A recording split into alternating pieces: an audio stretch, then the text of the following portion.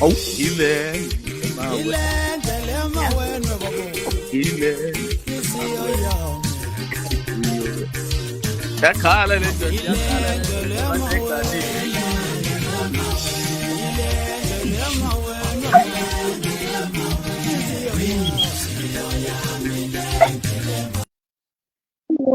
Ilengele mawe. Awusuka madoda. Good evening, good evening, good evening, good evening. Yo, what a Monday, guys. Happy Monday, happy freaking Monday. It's your boy, Ubrara Nge with NK1 Show. You all know about Facebook Monday evening. They all belong to NK1 Show with your boy, Ubrara Nge Ubati Umpanda Kajulu Juluma 7 Zashikobe Mtinza Tunga Blalele. Insiza yacanda simagaka omsenglele ngoba mina khahlela ufithi uthi ubandla longageza ngwabona insile mfulo lageza ngoba bona amafuka teng. Siqunge sihle singadlalanyana ngoba zona zalala amasakabulu bathi unxe unqobela ndoda xekiza amadoda ngabanqa bagcumisa amaxoxa jikanqapha.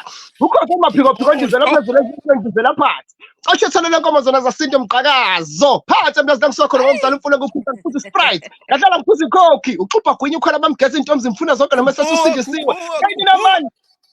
Winqaku jako kaningi beka libeke iviki neviki it's NK1 Show. Oh yeah, oh yeah, oh yeah.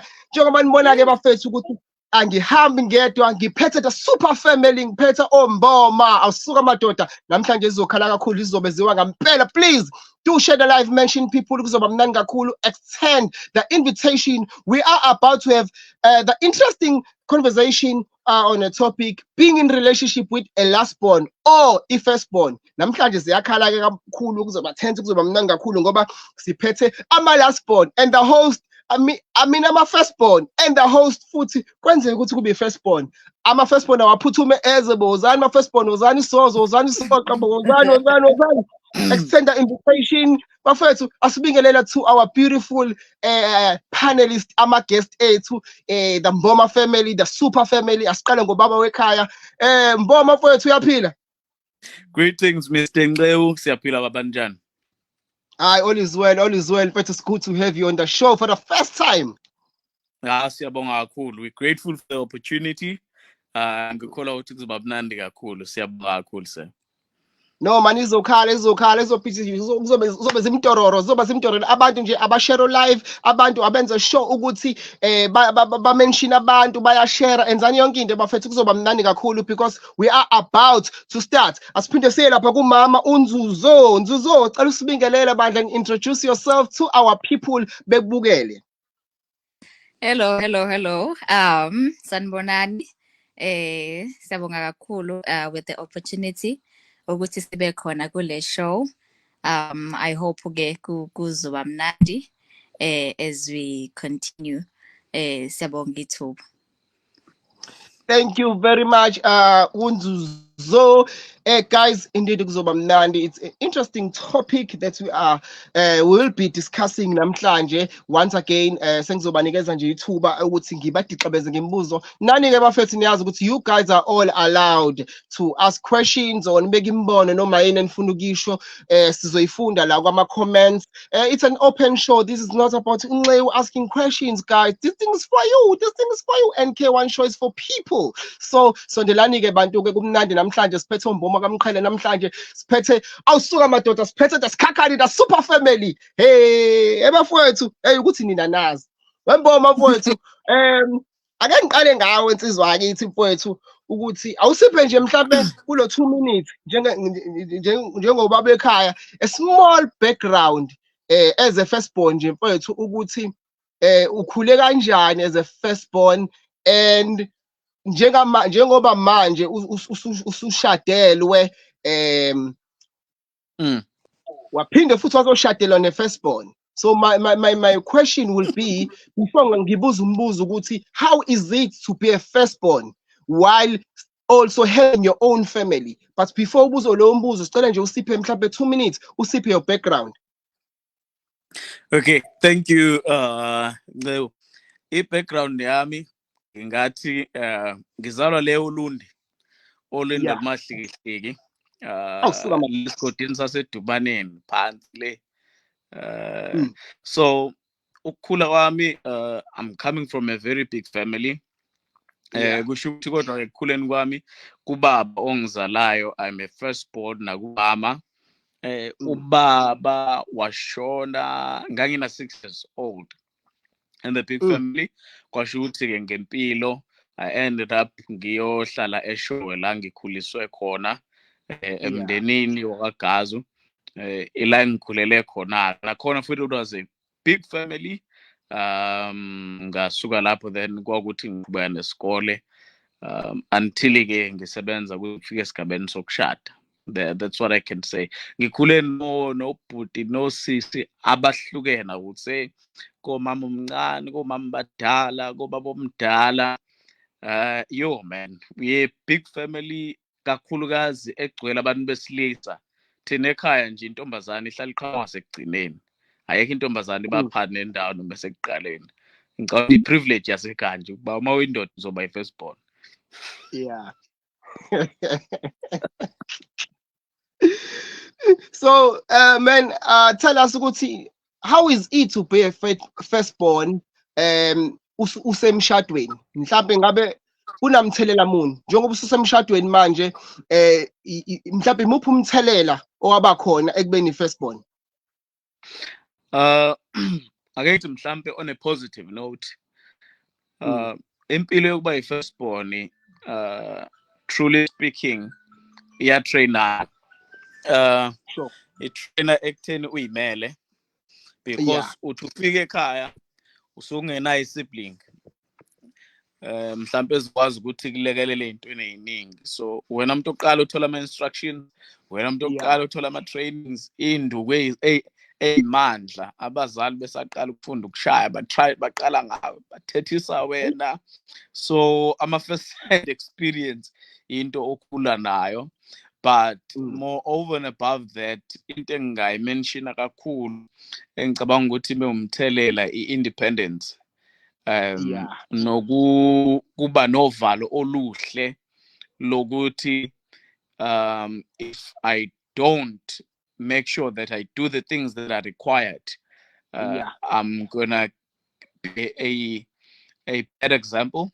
And obviously akekho omunye umuntu ngisho engizocompetishwa ngaye. Uma ngibheka shuthe nje emndenini vele umndeni uyabheda, iy'ngane zakhona ziyabheda because I am the main child.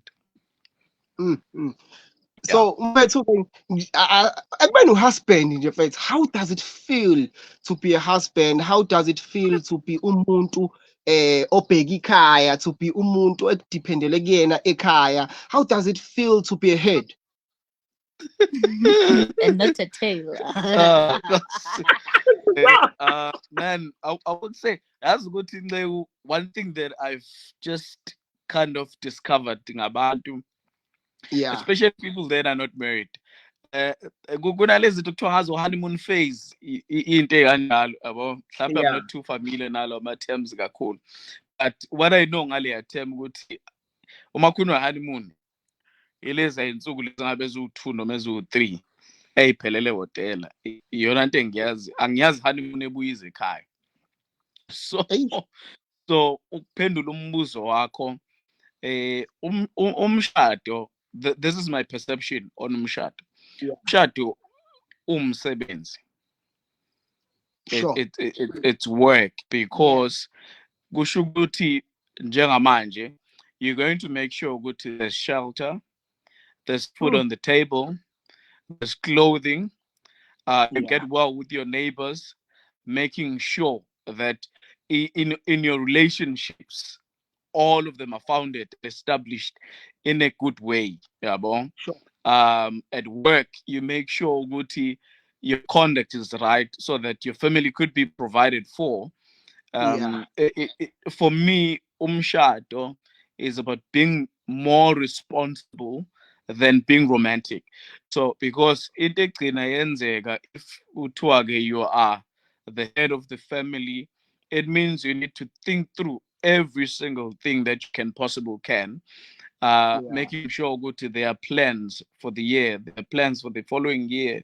So at the same time, again, no me responsibility, there is a fulfilling part yokuba a husband, then ubona unkosikazi wakho being all smiley and happy ukuthi you have done this and that, yabo. I think that's one of the rewarding feeling and gesture that you can get from your wife. Ukubonakala ukuthi I have manned up and umsebenzi ngiwenzile nasekhaya ba happy. Yo, one thing I can say about you, Mnganam, is that you are very well trained. You are very, very well trained, and there's so much wisdom in you. The way you Articulate. articulate amazwi.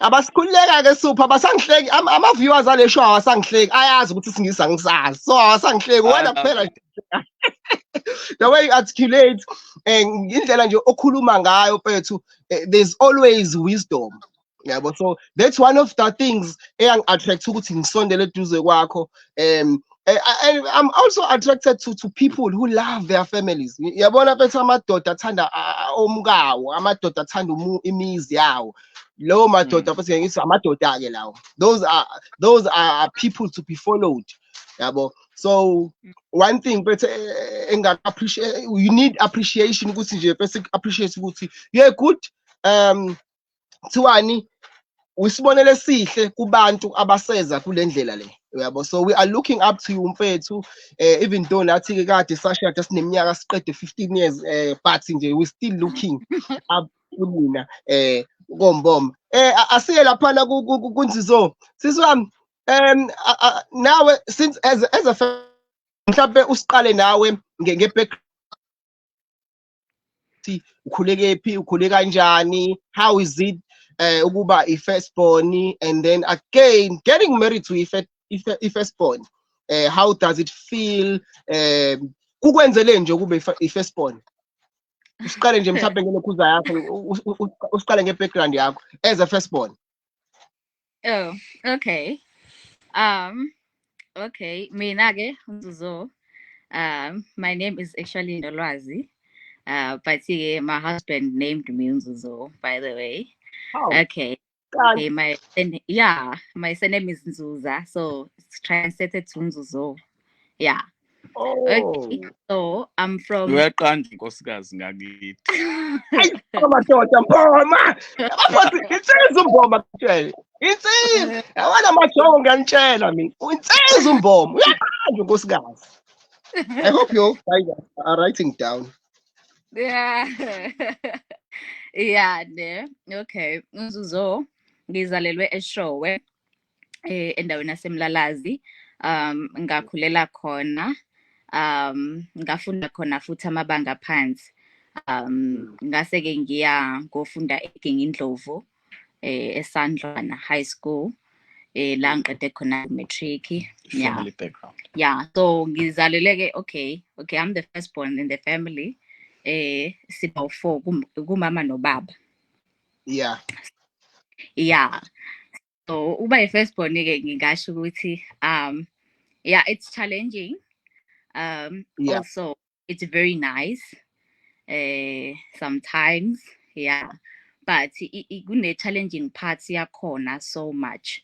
As bakusakhane kade beka ukuthi usuke abazali bafaka kakhulu energy kuwena kusuke kusana leyo energy yokuthi nje basaqala ukuba nomntwana izinto ezikanjalo so you get much of izinto abo kudilwe nawe nje on most cases on most issues of the home kwenziwe sure ukuthi you are straight yabo and you be told ukuthi odadewenu kufanele babukele kuwena nabafowenu uyabo zonke lezo zinto so it's like it's really a must for you as a firstborn to understand the story sakho yabo so nangendlela ke ozoqondiswa ngayo nozofundiswa ngayo kuzokwenziwa sure ukuthi nawe do the same yiba isibonelo esihle yabo to aba siblings up so it's so challenging in a way because you have to always stand up and make this a good example kind of a person before your siblings yabo so khani babezoba nalento le angithi uzwe ekhaya makuthiwa uyithatha phi ke kulento kusho ama siblings alandela ngemuva so uyithatha phi ke lento le ngoba aze sibone kusisi wakho aze sibone kubhuti wakho izinto ezikanjani yabo because we have set a good example yabo so kuba naleyo nto ke nje ukuthi nje fanele njalo uhlale umuntu oqondile umuntu oyaziyo into yakhe, umuntu o straight yabo. So nami ngagcina ke ngakhula ke ngilumntwana loyo ke yabo. I was known to be a very strict person in my family in and out, even at school. Kuthiwa nje awudlaleli nje kunolwazi izinto ezikanjalo, amusho usomdala yabo. But into engangengeke ngilwele as a firstborn ungasatshwa yabo, because sometimes ama firstborn ayasatshwa, hayi ngeke asazi ukuthi umqala ngaphi loyo yabo, izinto ezikanjalo. And sometimes among they kind of bully yabo, basebenzisa ilokhu into ukuthi umdala yena la ekhaya, zonke lezo zinto ezikanjalo. So I didn't like that, because I've seen to my other fathers abazala kanye nobaba in the family, athi no, I don't like this thing. Ufanele ube yi-firstborn kodwa futhi ekwazi ukuthi ama-siblings wakho akwazi ukuthi ama-siblings akwazi ukuthi ena akwazi ukuhlala nawo yabo, ungabi nje into esatshwayo engasakwazi ukukhulunywa nayo, zonke lezo zinto ezikanjalo. So it's quite a lot ngingasho. Yeah, it's quite a lot. Yeah. Thank you very much, Nzuzoh. Konke enginotisayo guys, seniyafana yazi ngoba ukhuluma nje ngakubuke ngibona usupha. Seniyafana ngazi noma babukeni imina kuphela yini, kodwa uNzuzoh ukhuluma nje ngibuka usupha. Bayafana, bukani? Hayi, bafana nabantu. Samele sikhulume nabazali guys, mhlawumbe nabandawonye. Hayibo. Asibingelele guys kwabangenayo. I can see people are coming through. Sibingelele lapha ko Allen uyalindwa, Ntando yenkosi Majola, Thulani Doncabe, Zikode mfowethu, greetings my brother. Unathi kuyenzeka ngoJesu, happiest birthday muntu wasezulwini. Nkosi yami, muntu wasezulwini, siyathoba lapho. Happiest birthday to you. Specific kwala umkhaya wakho, specific kwala wale komlalana. Indoda eshaya yonke into, ichitha yonke into le ndoda. Ngibone ensukwini ichitha ukuthi angazi i-baby dedication nonsense. Ichitha yonke into le ndoda le uspecific umkhaya wakho. Rise and fallen. Yeah? Isho liyagugula liyaziwa. Yeah, isho liyagugula. Chris Fallen, my brother, greetings. Mawami, mother of the nation. Greetings, Prudence. Mfundisi wami, gcola abantu bakaZulu la kwenze njani? Mfundisi wami maluthi kunene kaZulu. Greetings myself. Zama sibingelele lapha kuMamdilas. Greetings bafethu and maningi kakhulu. Please do share the live guys. Kumnandi kakhulu. It's an interesting topic. Nani mali ukuthi nembuzo noma konke efuna ukuyisho, just type it lapho and then mina I will read it out loud for our guest. So kunezinto engiyibambile eyishiwo laphana umfoka Mboma beno usisi uNzuzoh. Mboma mfethu, what can you say? Because lo mbuzo seniwuphendulile like indirectly lo bengithi ufuna ukubuza, because khona la uthe khona ukuba yi-firstborn wena kwakutrainer ukuthi ube indoda ufike usufit ukuba i-husband emzini wakho. Meanwhile, on the other side, some people are very skeptical to get married to firstborns because they feel ukuthi ama firstborns has a lot. But they has too much pressure being ama firstborn emakubo, and then mase bezoba husband noma wife umuntu sekumele abheke umndeni wakhe aphinde athi go back to ekhaya. So when did you experience that? If yes, how did you handle that on your side? Sisazoza on the side la Nzuzoh. Okay. Man, like to be honest with you, okay, I'll share a bit of my personal story, even though time will not do justice. But I haven't really had much of a challenge, but I could have, because I think umuntu with an open mind would understand ukuthi potentially this guy is problematic. Yeah. So I grew up as a firstborn. I think it was the age of 14 where I almost committed suicide. Reason for that, my precious amaningi, not understanding myself. My father died where like being a firstborn, is kind of challenging, because figures zonke izinto zakhona seziset, like it doesn't really feel home, or even though it is home.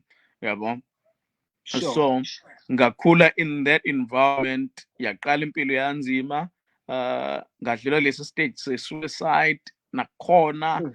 I think into eyangisiza-ke mina ukuthi or 14 15 ngoba yayilento engibamba la, then ngamukela uJesu, and then kwawukuthi ngithola ithuba elanele lokuthi ngihile from inside, yabo. Yeah.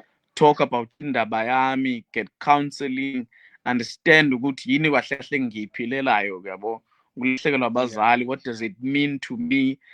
Impilo kufanele ngiyiphile abazali ke mhlambe ke engasekho, kufanele ngiphile kanjani. Then I started learning ukuthi ngizophila kanjani from that early age, yabo. I could have seriously been damaged, yabo. So ngithe ngikhuphukele esigabeni sokuthi I'm gonna get married.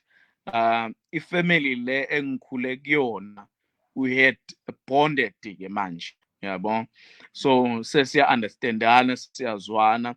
Ngiyakhumbula ukuthi to me I would say not just myself, ifamily yadlala an important role ushering me emshadweni, because khona ama responsibility umama owangikhulisayo esathi masixoxa wathi no, amanye awo even though mhlambe bekufanele uwenze, ngicela ukuthi njengamanje akufocuseni ekutheni you establishing your own family, your finances and all of that. So ngikwazi ukuthi ngikuseparate kahle. So nganikezwa leyo livery leyo, I think okho kungisizile ekutheni ke kulama conflicts la ajwayelekile ekutheni okay, I have ama responsibility ekhaya, I do have siblings, yabo. Kodwa engagcini uthola ukuthi mhlambe zobuye ngi-explain later, but irresponsibility enginayo ngoba umndeni waSikhakhane engizalwa kuwona owasekhaya, lo esikuwona noNzuzoh owethu, akekho omunye umuntu responsible for wona. Not my parents, my neighbor, no church, no friends. We are the sole leaders.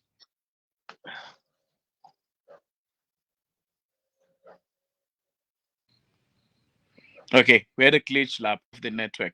So we are the sole leaders. Itina okufanele ukuthi sidetermine ama rules lana la. So and then I think iyona nto engathi umndeni wangisiza ekutheni umuntu engagcini eba toxic, because angifuna uqamba uma usindelwe ekhaya as firstborn, mfethu yabona ipain yezingane zakini nepain kankosikazi wakho osamqala manje, yuba ne-interpretation engafani, yabo. Umqondo uthi ingane kamale, yabo. Le ezoba ne-challenge, ezoshodelwa here and there, yabo. And then bese futhi umqondo uthi yo nalo futhi ngizohlala naye impilo yakhe yonke, yabo. So I think it's inside lethu, mhlawumbe ngiyaqonda mhlawumbe sengidle isikhathi esiningi, but what we did thina sahlala phansi noNzuzoh, sayibuza ukuthi singobani, yabo. As in thina sibelonga kiphi family. Ngiyakhumbula I tricked uNzuzoh, wathi uNzuzoh wakanzuza, ngithi mina uyajabula ntombi buyele ekhaya, yabo. So ngibuza ukuthi mina ngwakuphi, wathi ngwakaSikhakhane, ngithi kuphi, ethi ekhaya ke ngithi mina no, thina suSikhakhane omusha thina, this is our family, yabo. Thina si responsible for this family. Ngisho njalo ngithi mina ithina ama financial managers ala ekhaya, even shabe kuthi umuntu uboleka imali fanele adlule kule board, yabo. To check ukuthi is it worth it or not, yabo. Even shabe kuthiwa isidingo sasekhaya, we decide ukuthi okay, kunalesi sidingo ekhaya, how are we going to approach it, yabo, ukuze egcineni singagcini silimita or sisuffocate umshado wethu because of imindeni yethu. Ngibonga kakhulu. Wow. Thank you very much, my brother Mboma. If our co-host was here, ubezojabula kakhulu ngale answer oqeda ukuyikhuluma manje, because last week we did have a conversation. Unfortunately, a guest couldn't make it, and then ke kwasho ukuthi as a host I'm a firstborn, and yena i-co-host yethu she's a lastborn. So we spoke. She said the very same thing ukuthi thina abantu abamnyama kunento esinormalizayo ekuyinto wrong yokuthi uthi uyi firstborn you are looking after your family, and now you want to start your own family. And now you have to balance, you have to look after your family and go back in. Because now once you start a family, your wife, your kids are your responsibility. So kini sekumele bayimele bona. Yabo, so she mentioned izinto ekanjalo ukuthi once you start a family, leyo family oyiqalayo ibheke wena. Kini sekumele bona bayibonele. Yabo, because vele basikhulisela lokho abazali basikhulisela ukuthi one day sibe independent, singabadingi bona, siqale nathi eyethu imndeni. So ukube nje co-host ube khona, I'm sure ubezojabula from what you said. And then our viewers are also saying uNcebakazi uthi very proud, very profound, super. And then Pastor Allen saying such wisdom put. Ncebakazi, awuyeke njalo ukungibukwanisa nabantu. Thina inceku ubafuna nabantu abashadile ungashadile. Ncesh, khona manje I'll be celebrating 15 years anniversary nomkami. Ngiyazi ukuthi ngimposta umama, but ngizomposta nimbone because lento yena yocabanga ukuthi ngisingile nalento yokuthi ni comment kama post ami engazuthi mina ngishadile. Guys, I'm a married man. I'm a proud married man. I have a family. I have 3 kids. I have 3 beautiful kids and one by faith. No, physically ngizombona umama one day ngiyombona nimbone kaphela umama.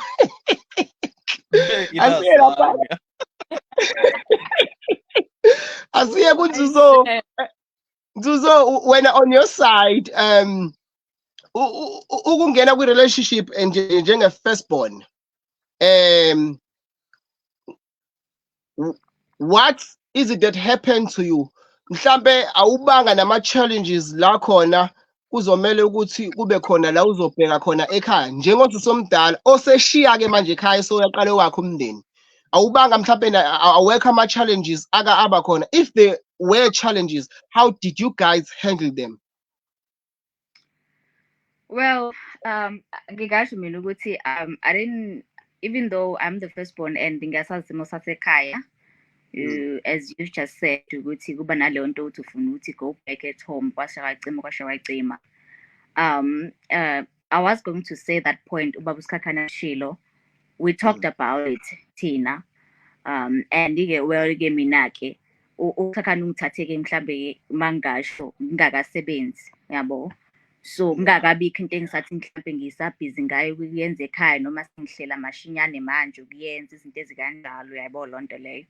So therefore kwenza ukuthi lokho kuzofanele ukuthi sihlale phansi sixoxe lonto leyo ukuthi since engithathe kulesi sikhathi what's going to happen to me and my family, because vele bengisanama dreams kunezinto engisafuna ukuyi-achieve family wise because I'm the firstborn, yabo, zonke lezo zinto. So we had to sit down and sihlele ukuthi lokho ngizogcina ngikwenze kanjani since sengihlezi naye. So that's all I can say, because ngoba ngitshela ukuthi nje I didn't have so much of a pressure. I still, wow. Yeah, yes. Yeah. So okay, you just talked about it, and then now we know ukuthi okay, listen, begela phambili. So shy. No, but I can still hear you guys, and I can still see. Yes. Okay. Ngicela ukum-edela khonto ayikhohlwayo. Yeah, no problem. Umsisi wami. Konke engikhumbulayo sisanda kushada. So angithi ngesikhathi hamba ekhaya ingane had to step up. Yabo uyacabanga ama siblings akho ukuthi ngokwe age mangakanani, yabo. So they had to stand up. I-setting yasekhaya from where she comes from, abazali basebenzela kude, yabo. Yeah. Kuba into kanjalo. So kwakufanele ukuthi ke manje they needed to take care of each other, and wawubona ukuthi inhliziyo yakhe ilapho. Fanele afoneze ukuthi kuphekiwe yini ngendlela, abantu bayafunda yini, stuff like that, yabo. So I think but it was positive, kodwa ke kuyasho ukuthi you'll never leave your family behind. Ngishabe to yathanda yabo. Yeah. Aphandle uma uyigudubane la kwenu. But kodwa nje iyona ndlela leyo I think akaphusha ngayo. Yeah. Oh wow. Nkosi yami sengiyacabanga, sengiyabona nje Nkosi yami esekhumbule ekhaya Nkosi yami. Abantu besifazane ave behlekisa kumnandi makushadwa kubuye emshadweni mase sekumele umuntu athathe impahla ke manje kwakhe qale seyakhala ke manje umuntu.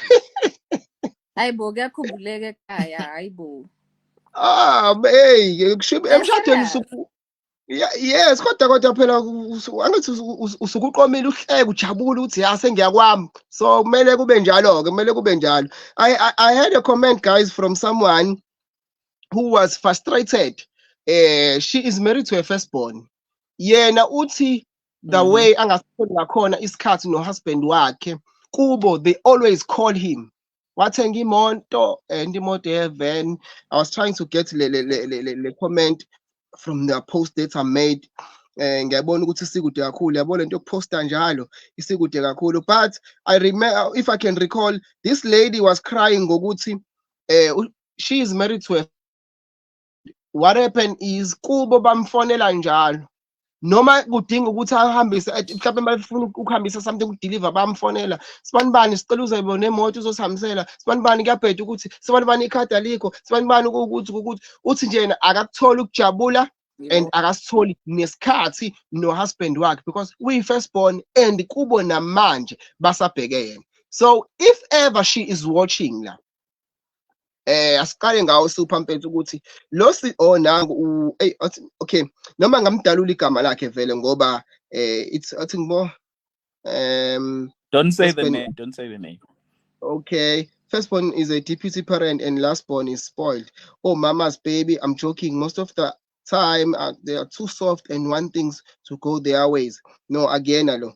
Okay, yeah, so when I'm what would you say to umuntu onjalo othi noma seshadile uhusband firstborn but usabhizi more to his family that he comes from than the family that he created? Okay, one thing I wanna know, to be honest, this is my heart. These days I am so afraid to keep on my marriage advices because there's a lot. I mean, I'm well informed. There's a lot of problems out there, and people are facing unique situations that's not so easy just to comment on. But into ekhona ithi mhlawumbe ngeke ngithi ngiqale kulabo abangakashadi bethu. Yabona thina siqhamuke emakhaya. Ziningi izizathu, and women need to understand this. Ziningi izizathu zokuganwa. Khona abantu abaganela ukuthi bakhulile. It's a family obligation. And I have a sense this might be the case.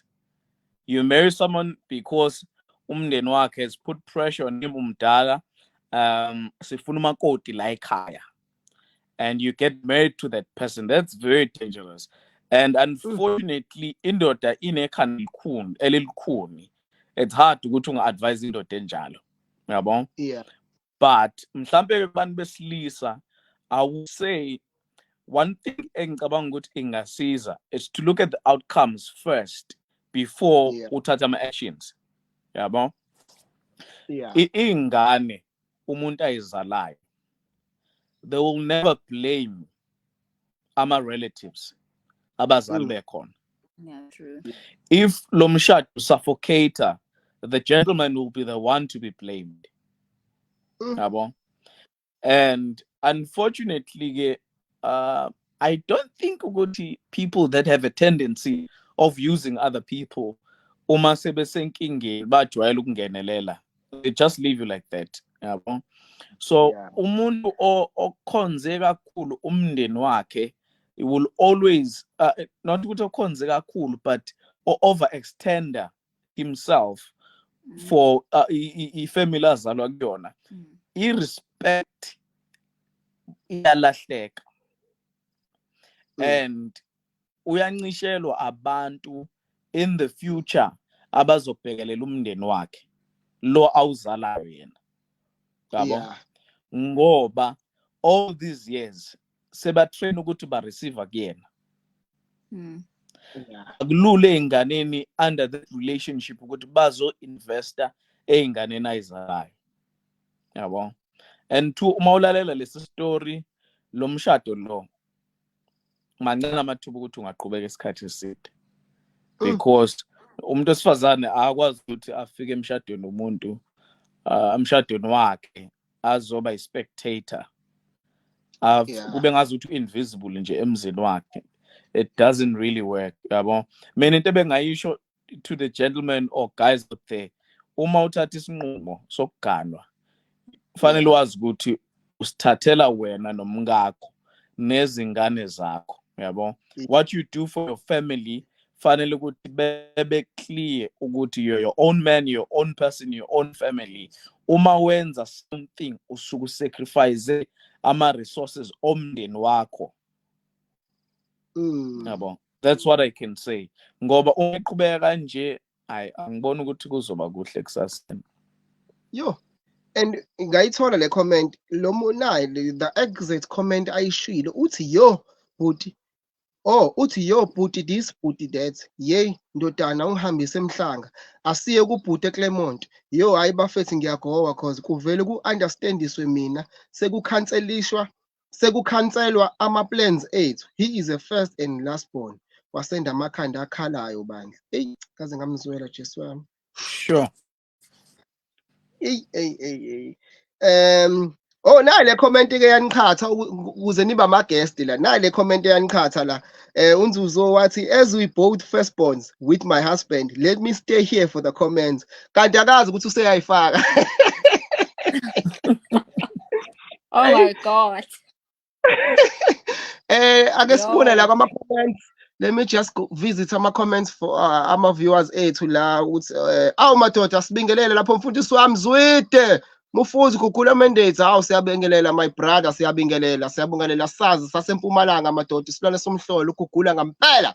Uthi lapha u-Erickson Makhosini, mina angazi noma ngisangena mhlambe ngisemuva. Being a last born as a man is hard, then being a woman can, because lento yama last born yokutepa, angazi ukuthi uqonda ukuthini lokho. Yama last born yokutepa mhlawumbe ufuna ukuthi yokutefa ivele ibe khona both sides. So you found out ukuthi umuntu wesifazane is a firstborn mental. She is so strong to the point she plans things easier than a man can, to the point it's visible to the outsiders. When it gets to that, as a man, you die in that manner. I'm struggling to read liner and because awekho ama-comma, awekho ama-full stop, so I don't know where to stop. But ngiyakuzwa la uzama ukuya khona ukuthi if you are a man married to a firstborn yomuntu wesifazane, so i-mentality yalo muntu wesifazane, I think mhlawumbe bezama ukuthi she develops a strong masculine ngenxa yokuthi uyi-firstborn, ukhule eyi-firstborn eyintombazane, so ugcina eseba wiser than a husband. Gcina sekubonakala la ngaphandle ukuthi kahle kahle umuntu la oyindoda kule relationship is a wife. I think that's what Eric Makhosini is trying to say, because I was struggling to read ngenxa yokuthi ama-comma bengekho. Powerful words, Baba Sikhakhane. Kanti guys nimncoma nini uNzuzoh? Why nibe nithi Baba Sikhakhane nimncoma nini uNzuzoh ekhulume kanje? Nangu Allen, ayibo this man bakhala ngomboma athi unqobile, mina nje vele kuzoba yimina ofonelwa njalo. Guys, uma ungifonela ngiphuma endlini ngamdlalisa nje ngokuthi ngiyashada, uvele acobe izinyembezi. Yo kwaze kwanzima okwakho wenqo. Wenzuzo wena kule case study le ebengifunda la yalo sisi ongekho happy ngo husband wakhe, most of the time uthi ama plans abo ayakhanselwa because kudala husband wakhe he is a first and the last born, so kugcina sekukhanselwa ama plans abo mase ya understandiswa lo wesifazane ukuthi siyaxolisa makoti uyena kuphela esinayo cela usiboleke yena azosisiza and uthi lo sisi yenze kanjalo lena. So wena, what is your take in this one? Well, ngingasho ukuthi akho easy shame the situation if the guy is the first and the last yena phela. It's not that easy ukuthi mhlambe ngaphenduleka yabo because indlela okumnga emingakhona, but into engayisho ukuthi I think also the families uma sekuya kulezi sekushadwana noma sekushadwa, they have to understand ukuthi this person noma laba bantu sebeshadana yabo abasezoba kwazi ukuthi babe full time into all the activities of amakhaya abo noma emakhaya kubo, uyayibona leyo nto leyo. They are now going to be this one person noma to create their own family. So I think also kubuye kusilele nakula kuma families ukuthi kube naleyo understanding leyo uyabo, and uthothi abanye noma sebeshadile njoba kwenzeka nje to this lady sebeshadile sekuzolokhu kufonela ekhaya kwasha kwacima uyabo, zonke lezo zinto lezo. So ama families ngingasho ukuthi I think they have to understand yabo nje mase shada nje understand ukuthi angeke ngisaba njengoba beningithuma ekhaya every day all day yabo, to whatever. I cannot be always available for you yabo. And on the other side as well, I think also the guy as umuntu wesilisa and as inhloko ikhaya lakhe naye, I think he has to also abe nama boundaries, to set boundaries mhlambe nomndeni wakhe, try maybe to uku-understandisa le position yokuthi no, this is actually now my family, I'll have to take care of protect and take care of yabo. So I cannot always available for you guys as I used to yabo. So you have to understand, and I think that is also on the side of the man ukuthi njengendoda ayisukumele leyo nto ukuthi kwazi ukuthi in the family nayo senowangeni omdingayo all the time yabo. He can be with them but not as much as he used to be yabo. So lezo zinto nje ezikanjalo yabo. I think that's I can say. Guys, niyabona ukuthi uSupha iwisdom akancishani na uyayidedela nalapha kumama. Iwisdom nje into akancishana uyayidedela lapha kumama. There is a very very valid and important point esho uNzuzoh. But as abantu abamnyama bafethu, we need to know this thing. Ngisho kuthiwa ubhuti noma usisi ubebhekelela kanjani ekhaya. Are you guys back? Yes, we're back. All right, thank you very much. Especially to we need to know, guys, if one of our siblings is getting married and uyena obedlala indima la ekhaya, lento esho Nzuzoh ibalekile ukuthi we need to know ukuthi lo muntu ngekasaba full time kuthina ngoba usedecide ukuqala owakhe umndeni. Njengoba iBhayibheli lisho ukuthi uyoshiya uyihlo nonyoko unamathele kumkakho yabo. Even if kuthiwa ukholwa, even isintu sinjalo isintu, uyamshiya uyihlo nonyoko uhambe unamathele kumkakho, uhambe unamathela endodeni yakho. It shows ukuthi usukhulile wena. Yila khona abazali bakho sebezobona khona ama parents or guardians or anyone okukhulisa asebezobona khona ukuthi bakukhulise kanjani ngoba usuyohlala kwakho ke manje. So bafethu, we need to release abantu, we need to, even if it's about my firstborn we need to release them as much as good, it's painful, but we need to release them because into ezoyenzeka ubulala umshado. Uyafa umshado ngokuthi umuntu kwakhe ubhizi nemfonela ikhadi alikho. Hayibo, make a plan. Hayibo, sicela ukwenza ukuthi uyabo So I think Yeah. abantu abamnyama we need to ukuthi sizame ukuthi siyitrain kulento bafethu, because asifuni Yeah. ukuthi imishado ilimale. Imishado ilimazwa into ezincane njengoba deje nje usupha ukuthi kule yakhe start kungenzeka kuhambe umshado ungafinyeleli kude. Why? Because abantu Yeah. besifazane, umfazane ngeke ashiye kubo ehleli kahle aphinde azohlala nawe uphinde wena ungabi Ezeka. naso isikhathi sakhe Yeah. ngoba kithi Yeah. uyadingakala njalo. Uyabo? Yeah. So Yes, yeah. need to get emshadweni bafethu si-fit. Kumele wazi ukuthi uma ushada ushadelani, yini Yes. umshado, yini elindeleke kuwena njengendoda, yini elindeleke kuwena njengomuntu wesifazane. So Yeah. yizo zonke izinto ekumele sizazi lezo bafethu ngomshado. So I can see ama-comments ayanda nangu lapho umashezi uzama laphana isilepere sakomzilayi uthi I think the best is to be married with someone ongamsabi. Because clearly the lady can't speak to her husband, which is not right. The lady should be able to voice out her feelings, and indoda yakhe must try to all means to protect his wife. Zama, why ungashadile? Because uhlakaniphile. Zinceku nayo intombi bafethu. Zinceku ngiyavula ithuba nayo intombi. Yazi ihlaniphile le ngane nayo izwe nje ibhala nento enesiqi uzamashezi. Inesiqi into oyibhalile. Akanoma mboma nizwile yini?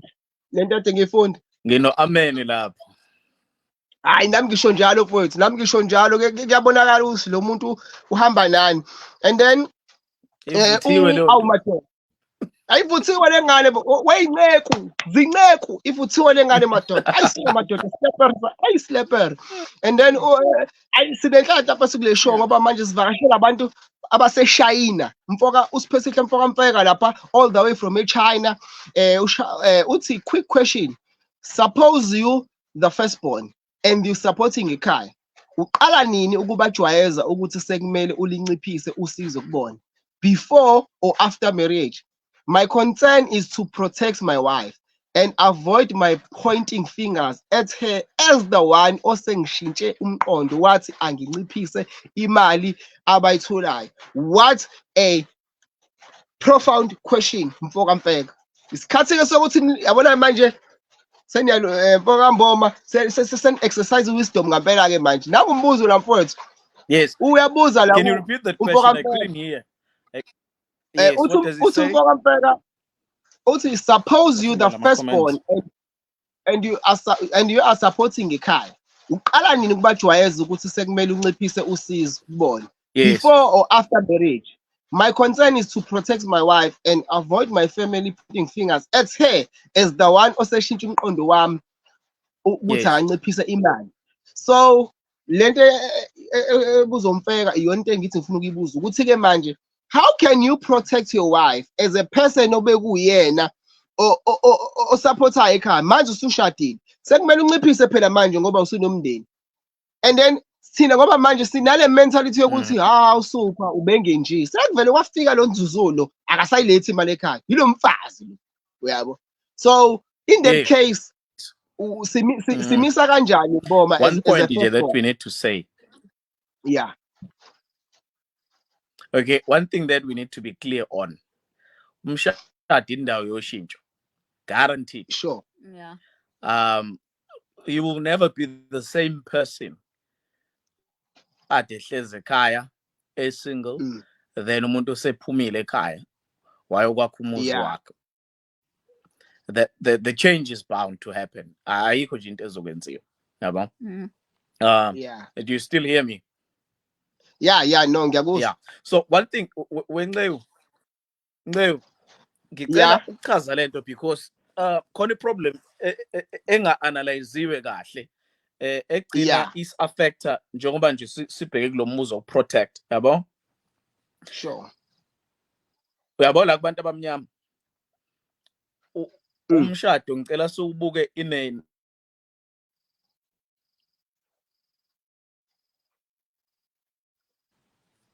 Okay. Angazi umsekezokala network yahlupha namhlanje. No, you're back now. Can you hear me now? Yeah. Okay. Umshado nje abantu abamnyama fanele sibuye siwubuke kwi-economic perspective. I-background yethu, yabo, from where we come from, thina siqhamuka in a place of abundance, yabo. mhlawumbe njengamaZulu in particular, yabo.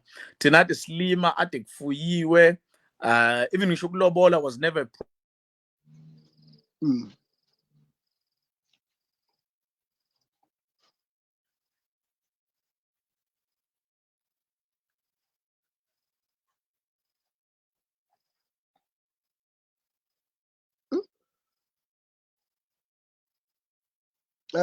Guys, we just lost them. I think it's network niyazi ke indaba yama network ukuthi ihlezi i-issue. Zama bengicela bandla zama ukuthi singaqhathwa abantu. Singaqhathwa abantu zama abasifice la on Facebook. While we are still waiting for them to come back, let me quickly go to our comments mhlambe. All right. Mfoka Mfeka, ngiyacatha usazophenduleka mabebuya babuye bazoqedela ngoba ubengakuqedi. Asiza uMadolane lapho uthini uDoli. Yabona nje ngempela mfethu Mfoka Dlamini le ndaba ye network. Uthi Mr and Mrs Sikhakhane, I'm not a firstborn. Ngiyi-last born and the only daughter ngilama umfana. Ungafunga uthi yimi engimdala. I think enye into yenziwa indlela okhule ngayo, but-ke siyafunda bakithi. No bandla, I'm very proud of you Dolly. Akufani nokweyisa kwakho bandla. The Mboma family is back. Shaya izandla. Welcome back, guys. Oh man, sorry, siyaxolisa kakhulu. Siyaxolisa No ezweni lika Ramaphosa. No So problem. into engishoyo i-background yethu, yabo. Yeah. Let's look at our background as abantu abamnyama. We come from a place of abundance, yabo. Sure. So thina besilima, we farmed a lot. Imfuyo sinayo, yabo. Even though imali mhlawumbe did not necessarily use it that much, but umcebo besinawo, yabo. And then makufika belungu, baba then had to go to my industrial areas. Abanye bakhuphuka ko Joburg, kwazala ingane ezinye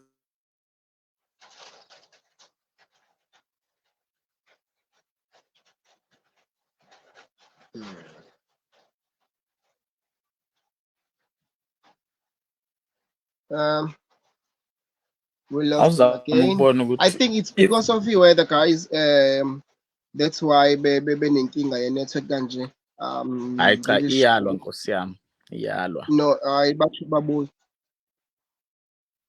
Izwa. Iyalwa. Kunjani manje? Yeah, you were saying? Yeah, ngithi mina baba bahamba baya amagoli sebeyozama ukusebenza, yabo. Ngisezwa network is very bad, guys, on their side. But okay.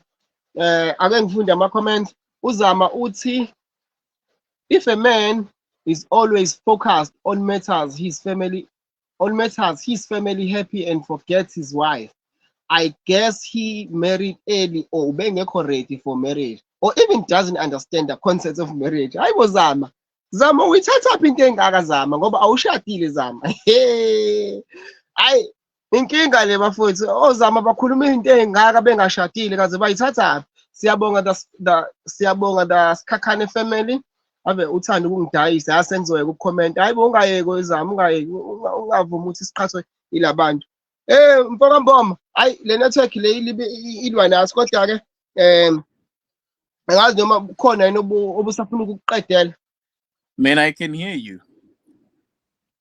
Nami ngiyanizwa manje kahle. Okay. Maybe one thing ngifuna ukuyisho, just wrapping up.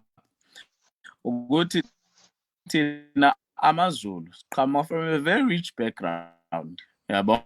Yeah. Before kufika belungu. Lima,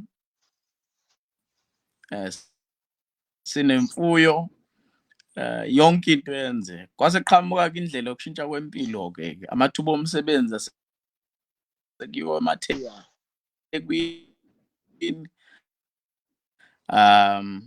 Sekiwa komagoli, yabo. Network yamxosha. No, you can carry on. I can hear you.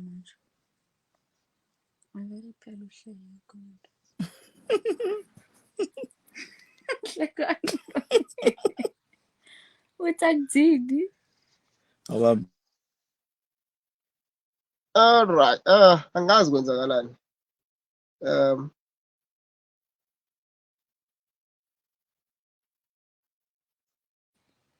Nzuzoh, ngiyangizwa? Yeah. Yes, All right. Yeah. Okay, number one. Iyanhlupha ngempela ne-network. It's very, very terrible. Khona othe la, utheni konje le comment? Oh, uthi Mr. and Mrs. Sikhakhane, I'm not a firstborn, ngiyi-last born and the only daughter, ngilamana nabafana. Ungafunga uthi yimi engimdala. I think enye into yenziwa indlela okhule ngayo. But-ke siyafunda bakithi. Nzuzoh, let me see. Okay, ake ngikutholele ama-question. We can hear you, but we can't hear each other. All right. Okay. I'm just looking for something. Ama-questions la abantu abanawo esingawaphosa kuwena. All right. Okay. Ngisabona iy'ncomo kuphela ama-questions amanye angiwaboni. Well, my question kuwena Nzuzoh is to as a wife. Now uSuper is approaching you. uSuper is a firstborn. uSuper is a firstborn and the only person and we who's supporting Ubo. So Shutu Super is a breadwinner. Would you take uSuper to go and have your own house and to start your own family? Or will you remain egcekeni kubo kaSuper Sikhakhane njengoba kuyena umuntu ekudiphendele kuyena lekhaya ukuze kulale kudliwe ukuze ugesi ukhanye lekhaya ukuze kube khona isingwa nani. Ngokwakho wena ngeyakho isifiso se-family setup yakho, with your own desire of your marriage or family setup, what would you prefer to do? Would you prefer ukuthi okay baba asihambeni siye kwethu siyohlala kwethu, we can see what we can do kini? Or would you say it's fine singakho umuzi la egcekeni kaSikhakhane ukuze azokwazi ukumaintaina ukuthi athi mayethenga ukudla nje kwawo wonke umuntu and wena join the family as a sister lapho kodwa Super's wife? What would you prefer? Hey, bakwethu, lo mbuzo lo. I mean, honestly, ngeke ngiprefer ukuthi sibe segcekeni elilodwa. Yabo?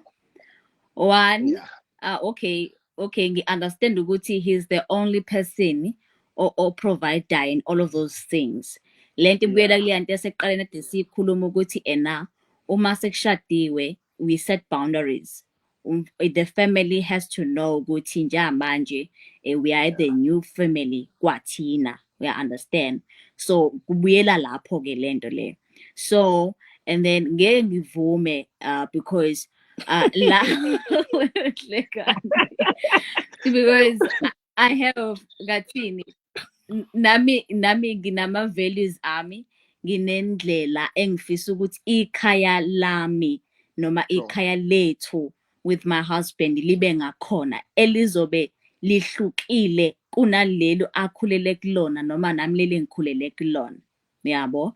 Since we've gone through a lot, mhlambe uma ngasho sisakhula, all of those things. So sakhula sinento ukuthi hayi mase nami senginekhaya lami ukuthi nokuthi angufisi.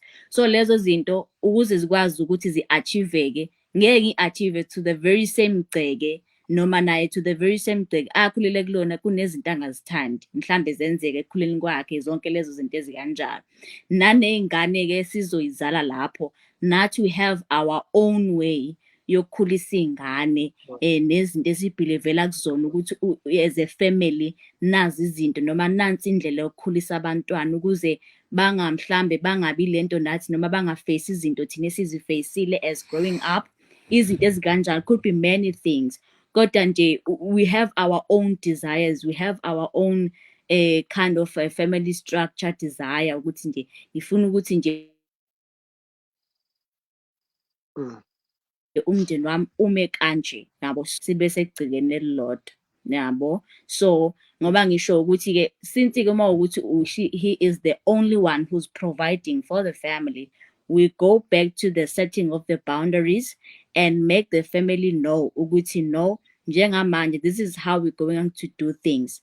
Nina, we cannot be always there for you, not ukuthi asinithandi, it's because now of indlela ndathi sesiphila ngayo, nokuthi nathi we have to take care of our own family and be present nathi as parents kubantwana bethu and all those things, and to achieve nama goals as a family, nalokhu nathi obokuzifiso zethu ngokomndeni wethu yabo. So ke yeah, I can say that ukuthi ke go back to the boundaries and all of those things. Sengabe usiyahlela ukuthi uma bedinga ukudla sihlela kanjani ukuthi sibanikeza imali yabo, izinto ezikanjalo, kwenziwa amagrosa, kodwa nje sekunalolo hlelo oluthize oluqondile olungasafani kodwa naqala kade singakashadi. That's what I can say. What a profound statement, Buffett. What a profound statement. Ladies, I hope you are taking notes. But especially Amachit. Yabona le message Nzuzoh, I think for me it's for Amachit. Amachita needs to know ukuthi in order for your wife to be free and happy, you guys need your own space. Njengoba echaza nje Nzuzoh ukuthi in your own space ilani zo exercise khona, i-structure senu ilani zo exercise khona, umqondo wenu, even nezingane zenu, indlela enizoyikhulisa ngazo nina. So if you take your wife usahlala nakini egcekeni, ngeke akwazi uku-exercise ama skills okuba umfazi. Uzoba usisi la because khona uma la khona ubaba la, so akakwazi ukumove kahle akhululeke ngoba akekho emagcekeni akwakhe, but usemagcekeni akubo njengoba esethathe isibongo sale khaya. So it's very advisable Zinceke ukuthi when you get married ube uthi ushada emqondweni, ube unakho emqondweni ukuthi you guys need your own space. Ngokukhulu ukuphuthuma kuthiwani makuthiwa ngokukhulu ukuphuthuma ngesingisi, urgently, as much as it's fast as it happens as it can. Immediately soon. So if you guys want you to get married immediately soon, think about your own space ukuze nizokwazi ukuthi niplane ngendlela yeni, nenze izinto ngendlela yeni.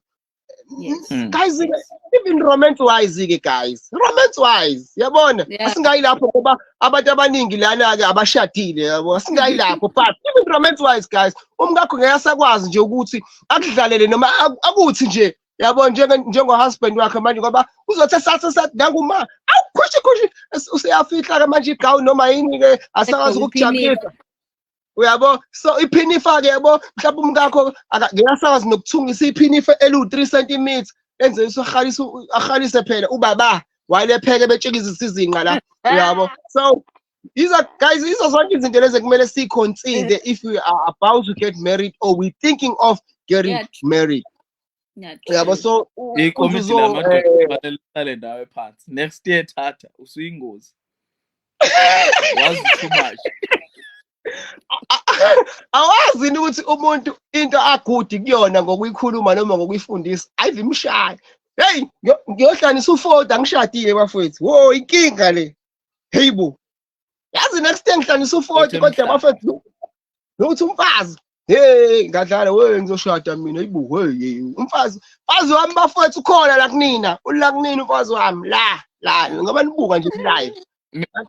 How many people are watching? 53 people. Yes. Pardon me, just a sec.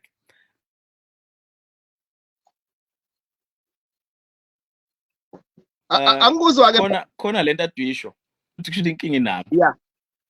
Hayi network ngathi ayifuni mina. Makhuluma Nzuzoh ihamba kahle. Uyabona kodwa. Ngithi mina khona lento aduyisho ethi indoda yoshiya umkayo, uyoshiya uyise nonini namathele kumkayo. Yeah. Abona statement esiZulwini sibeke kahle sithi amen indoda not umfana yabo. Sure. Yo mina futhi I analyze yabo. Angisho ukuthi ku wrong angazi ukuthi iqhamukaphi ngoba ngumZulu wale phesheya kothukela. Ngeke ngithuke ngisho nalaba besilisa bebanjwe oma wabo uma beyoshada. Bebabamba ngezandla ngishaya uvalo. Akuvela ukuthi angiphele nya. But kodwa ngoba izinkaba ayifani. Yeah. Yabo. You must be a man. You must be matured. It's no excuse. You must be able to stand up against your parents. You must be able to stand up against your community. Yabo. You must be able to establish these are my terms and conditions. My employment is because I have a family. Yabo. Sure. So people need to be matured. People need to be taught. Ukuthi umuntu usebenza kahle does not mean really lo muntu uzoba umkhwenyana ngendlela efanele, because to be a leader, to have that mindset, you can't be a boy. You just need to man up and grow. Zonke lezi zinto nje, that's what I can. Men need to grow up. Men need to learn to take a stand. Wow, that is very, very powerful. Very, very powerful. Madoda, if ufuna ukugcwalisela kulokho kusho uMboma, go to my wall or visit us lapha ku YouTube Brother Ncew channel. Ubuka wonke ama-live ango-October, from umhla ka-1 October to umhla ka-31 October besidila namadoda. We were transforming boys to men.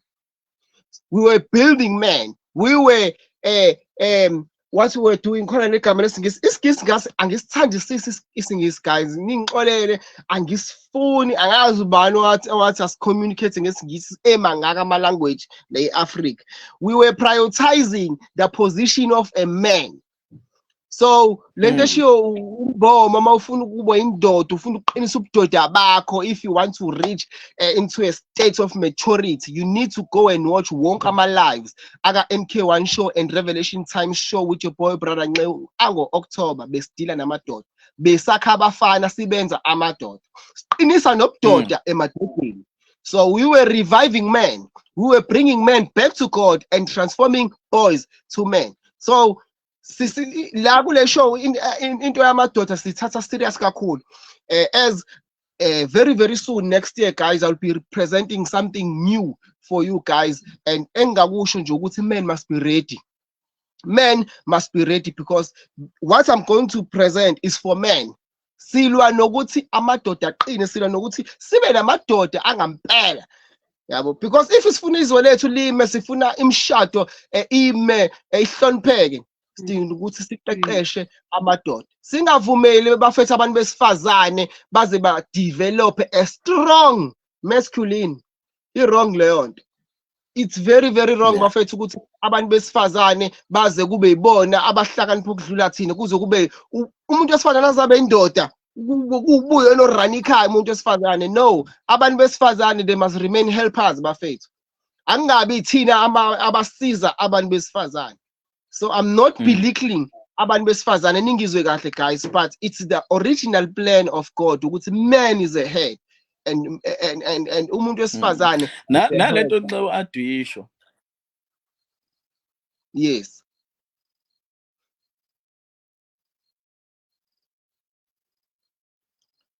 Njalo makhuluma usupha network iyabaleka. Imimoya asilwi nabantu, silwa nemimoya. Uyasho umhlabele. This is my plea, and I urge South Africans. Abantu abayeka ukushada nabantu abangakwazi ukuba khona. Sure. If you can't manage the person you're married to, musu kumshada lo muntu. Either a man or woman. Awukwazi ukushada nomuntu complicated. That's failure nje. Because uzoyibeka kanjani inhliziyo yakho kulowo muntu, uzo-expressa kanjani ama-feelings akho, uqala into njengeke isebenze, yabo. And yabo nje khona into ekushiwo kuthiwa women are masculine. Sometimes it's not true. Yabo manje we have weak men, serious weak men. amadoda angafune ukufunda, amadoda angafune ukucabanga. Yabona nje ngihlale ngisho mina khona leli hlaya liba khona ukuthi we want to get married to women in executive positions. Ngeke yabona nje umqondo lo wamuntu loya awuyifunda indoda engahlakaniphile, awuyifunda indoda engeserious, akho masculinity la, i-level of wisdom. Le ndoda ishaya phansi ibhabhela okwenkukhu, lo nkosikazi lo flying high like an eagle. That's wrong. Yabona uma kuthiwa a suitable helper, ayihlangani lo, akusona umshado lo.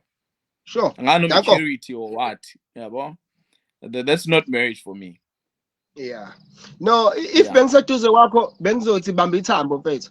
And one day I will speak about ilokhuza, type and suitable.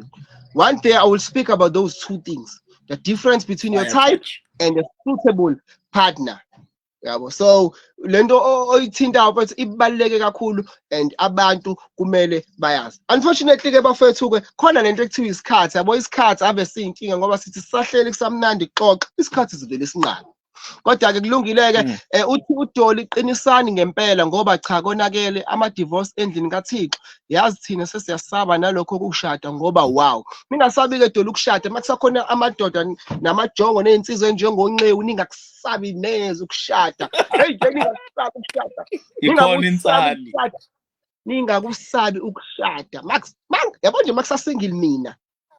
Awunanga uzama mina umfazi wakho senginomfazi ke bafethu. So ngicela sengithathiwe ke ngiyekeni ke manje yabona nje abanye ubezwa bethi opposite attract. Yo, it's very wrong amadoda wayeke kube weak bafethu.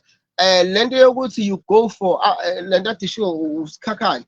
Some men want to go for abantu besifazane who are business women, abantu besifazane who are in executive position and what just because they are lazy to work and provide. They want a helper onakho ukuze azophinde mefika ayoncela futhi lapho kulo muntu wesifazane. You are not a man if you're like that.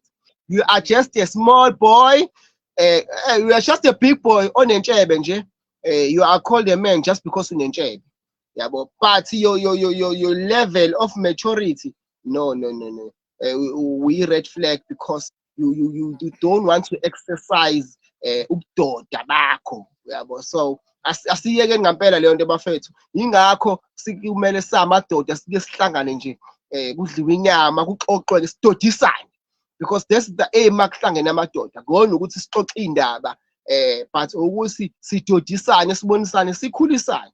Well ke lokho kuyeza ke madoda 2024 imphathele izinto ezinhle zodwa madoda. So be ready bafethu. Because of time we have to say goodbye. Bekumnandi sihlele umndeni wakaSikhakhane madoda for the first time, and ngithembisa kona ukuthi abagcina ukufika lekhaya basazofika nisazobabona sizoxoxa nje maningi ama topic ke la NK1 show. This is the only show in the world engaphelelwa ama topic. This is the only show in the whole world ehlezi nama topics nje are interesting, athinta impilo zikabantu. Angithi phela it's NK1 show ukuthi boy para nxa ukhala bemgeza ubhodla gwinya madoda. So amadoda umfana walemlazi lapha waza lemlazi ophuza umfula isprize ngadlala kuphuza ukoko uxuba khona ukhala bemgeza into ezimfuna zonke noma sethu sindisiwe ukuthi ngiqabandoda qelisa amadoda kamanqaba qhubisa amaxoxa jika nqapha undosi umagayi komsangilele ngoba amamela akhahlele ufica ukuthi bathi longageza ngoba unentsele fulolo kaza ngomala forward. Ungisithe sikahlangela ngoba zona zakela amahlakabuli asiphandla kajulu masebenza ashikho kabeleleni i-NK1 yo yebafowethu.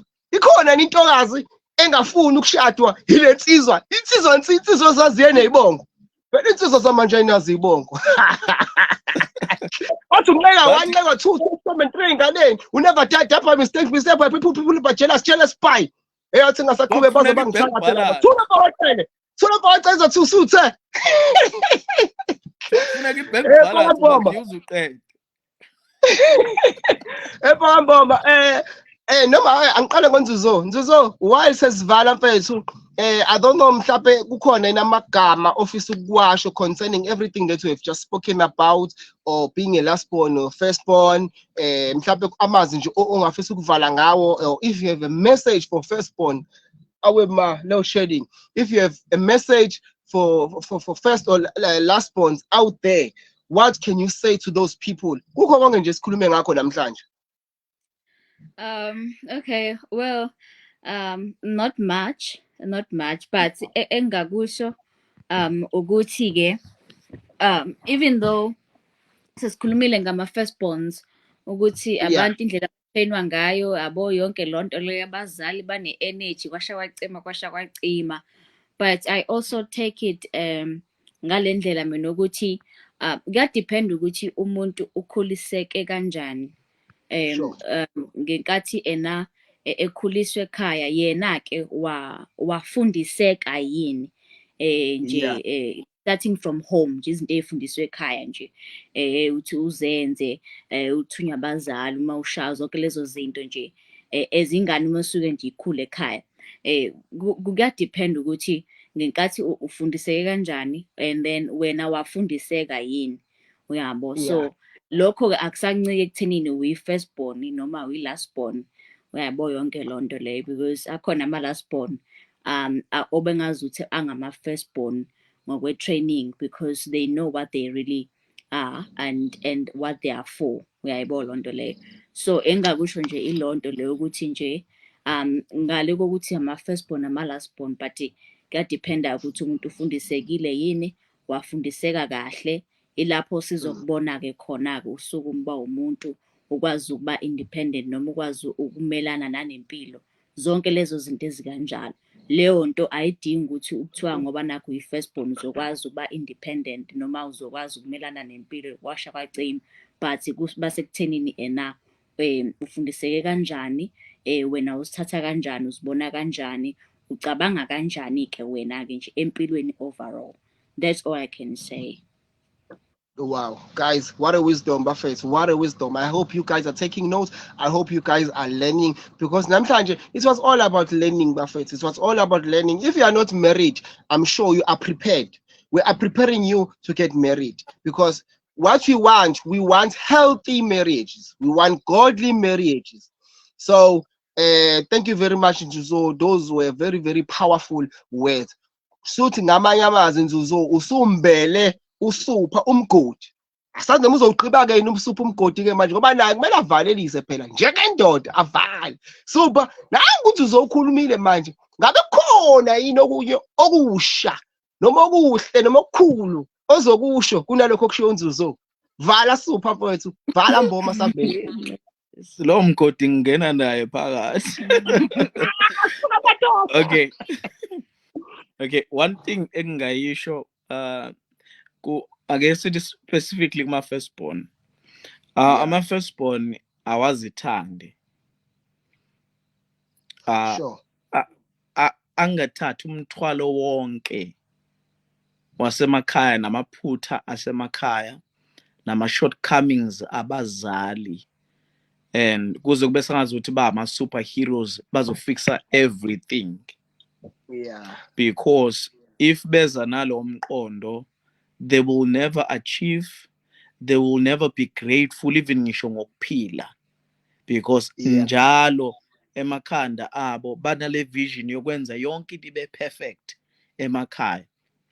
And unfortunately abantu uma ukubathembisa kakhulu baya relaxa yabo begcine wena kuwena uthatha umthwalo nothatha istress.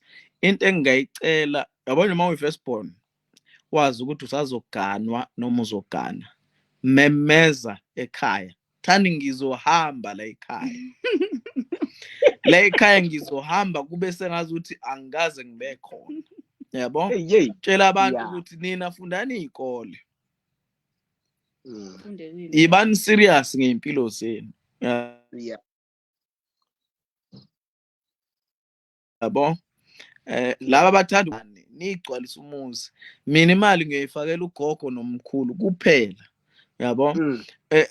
Ngiyazi mhlawumbe kuzozwakala kabi kodwa ucreate le mindset leyo ukuthi abantu beyagcina impilo yabo bengazi ukuthi eyakho yabo. Fanele wena ube this perfect person owenza yonke into nokuba i-deputy parent babuye bayidivorce lonto ngoba iyalihlukumeza ikhanda ugcina ungakwazi ukuphila impilo emnandi. kwaze kwamnandi bafethu. Thank you very much. Ugqibile ke Nzuzo umgodi wakho umboma njengendoda wagcwalisela ukuthi cha phela ngiyindoda kumele icace. Wavela ugqiba nje umgodi wakho kodwa ke ngiwuthanda ngoba awugqibanga ugqibe ngaye. Akawugqibanga ukuthi afake inhlaba. Ugqibe ngaye kwangena wona phakathi. Hayi ndoda yangampela ke le uthi lapho-ke bayabonga abantu laphana uthi uNontokozo Nhlengetho, thank you so much Sikhakhane family nawe Ndosi. Uyabona umuntu uma ngibiza ngoNdosi. Yabona namanga ngathani le ntokazi mayikubiza ngoNdosi. Yabona mboma mfowethu.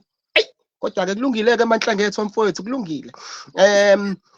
Athi nangu mashezi laphana uthi siyabonga kakhulu to my friends the Sikhakhane family and of course our host brother Nceucele. Awusibonge lapho sibonge mashezi sibonge Masikandane sibonge Madlaba.